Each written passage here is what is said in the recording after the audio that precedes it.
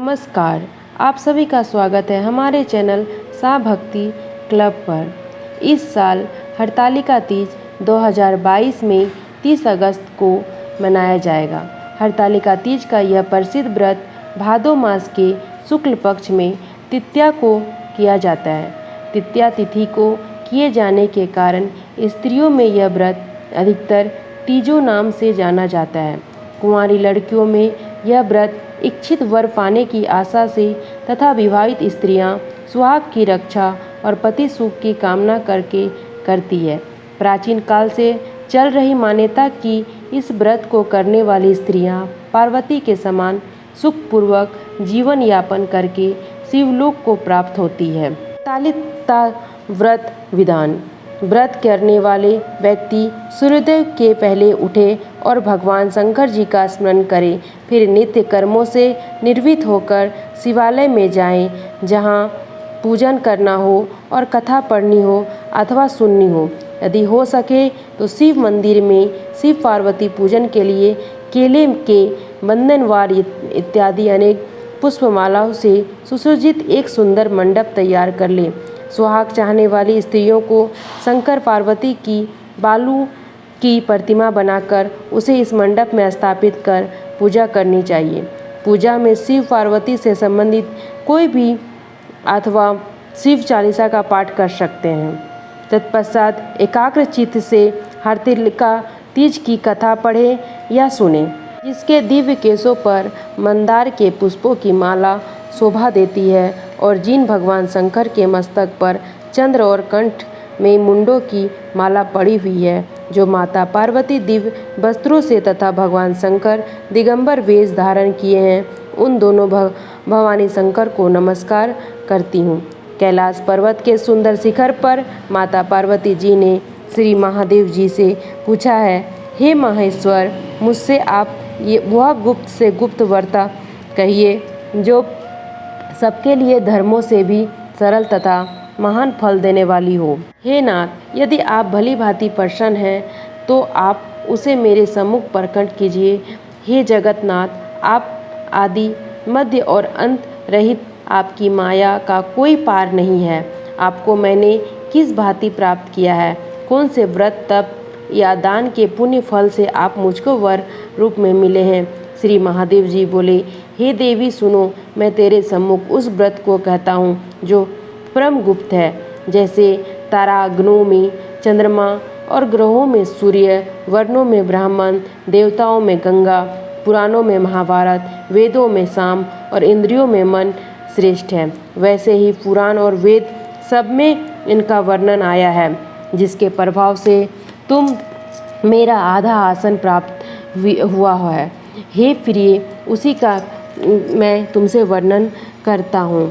सुनो, भादो मास के शुक्ल पक्ष के हस्त नक्षत्र संयुक्त तृतीया तीज के दिन इस व्रत का अनुष्ठान मात्र करने से सब पापों का नाश हो जाता है।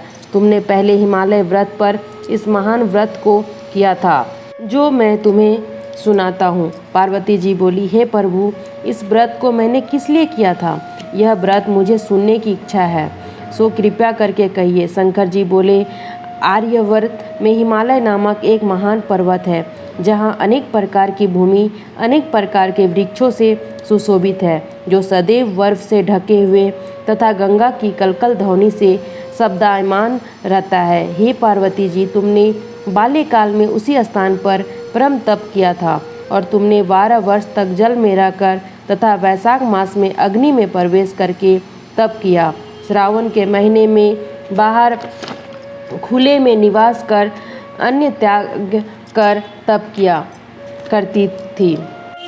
तुम्हारे उस कष्ट को देखकर तुम्हारे पिता को बड़ी चिंता हुई। वे चिंता दूर होकर सोचने लगे कि मैं इस कन्या की किससे शादी करूं। इस अवसर पर देव योग से ब्रह्मा जी के पुत्र नारद जी वहां आए। देव ऋषि नारद ने तुम शैलपुत्री को देखा। तुम्हारे पिता हिमालय ने देव ऋषि आराध्य पाद आसन देकर सम्मान सहित बिठाया और कहा, हे मुनीश्वर, आपने यहाँ तक आने का कष्ट कैसे किया? कहिए, क्या आज्ञा है? नारद जी बोले, हे गिरिराज, मैं विष्णु भगवान का भेजा हुआ हूँ। यहाँ आया हूँ। तुम मेरी बात सुनो।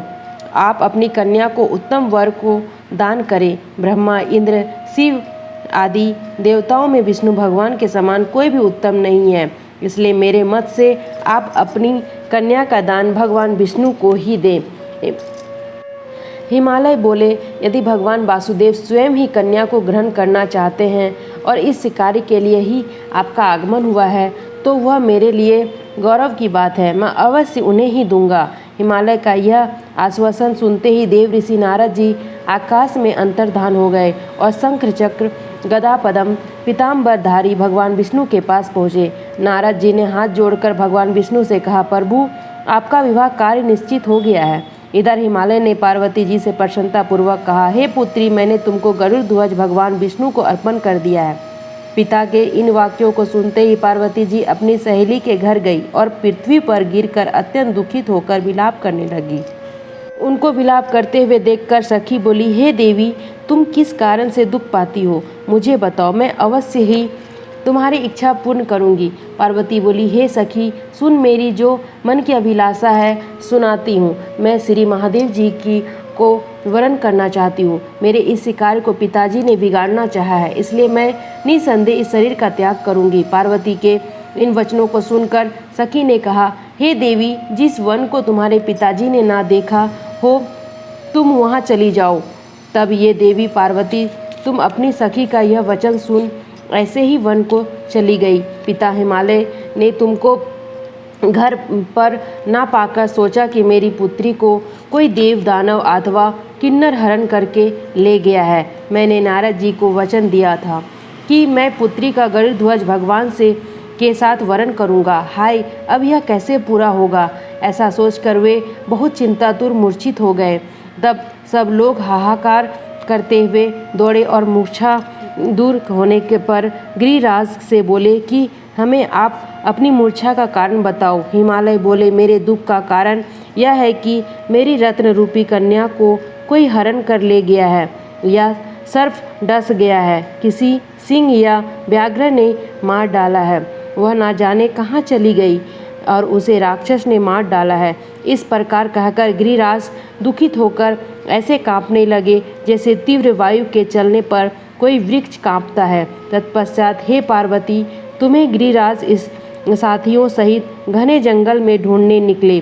सिंह, व्याघ्र, ऋक्ष आदि हिंसक जंतुओं के कारण वन महाभयानक प्रतीत होता था। तुम भी सखी के साथ भयानक जंगल में घूमती हुई वन में एक नदी के तट पर एक गुफा में पहुंची। उस गुफा में तुम अपनी सखी के साथ प्रवेश कर रही गई थी, जहां तुम अन्य जल का त्याग करके वालू का लिंग बनाकर मेरी आराधना करती रही।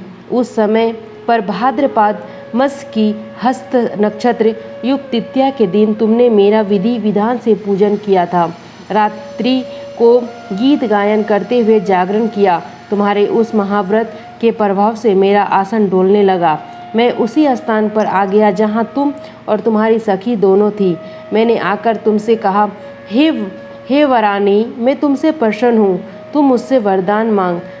तब तुमने कहा कि हे देव, यदि आप मुझसे प्रसन्न हैं तो आप महादेव जी ही मेरे पति हो। मैं तथास्तु ऐसा कहकर कैलाश पर्वत को चल गया और तुमने प्रभात होते ही मेरी उस बालू की प्रतिमा को नदी में विसर्जित कर दिया।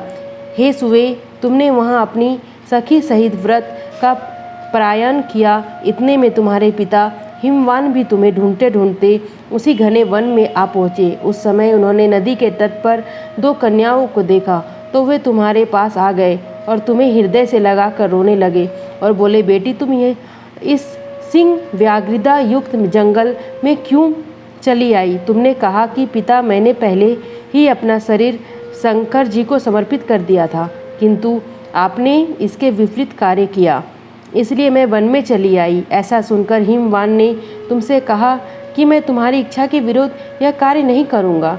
तब वे तुम्हें लेकर घर और के आ गए और तुम्हारा विवाह मेरे साथ कर दिया। हे प्रिय, उसी व्रत के प्रभाव से तुमको मेरा अर्धासन प्राप्त हुआ।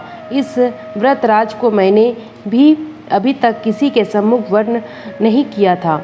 हे देवी, अब मैं तुम्हें यह बताता हूँ कि इस व्रत का नाम क्यों पड़ा।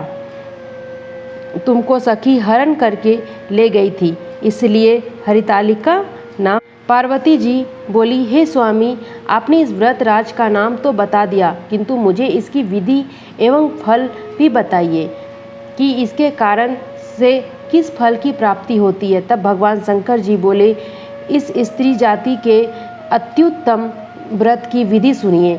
सौभाग्य की इच्छा रखने वाली स्त्रियां इस व्रत को विधि पूर्वक करके केले के खंभों से मंडप बनाकर उसे वंदन वारों से सुशोभित करके उसमें विविध रंगों के उत्तम रेशमी वस्त्र की चांदनी ऊपर तान दे, चंदन आदि सुगंधित द्रव्यों को लेपन करके स्त्रियां एकत्र हो शंख भेरी मृदंग आदि बजावे, विधि पूर्वक मंगलाचार करके श्री गौरी शंकर की बालू निर्मित प्रतिमा स्थापित करे।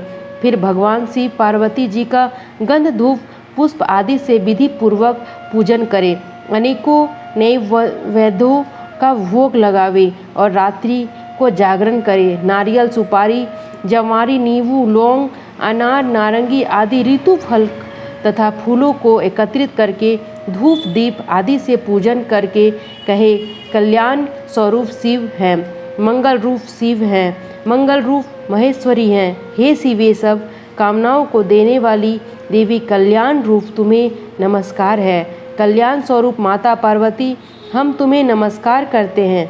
भगवान शंकर जी को सदैव नमस्कार करते हैं। हे ब्रह्म रूपाणी, जगत का पालन करने वाली माँ, आपको नमस्कार है।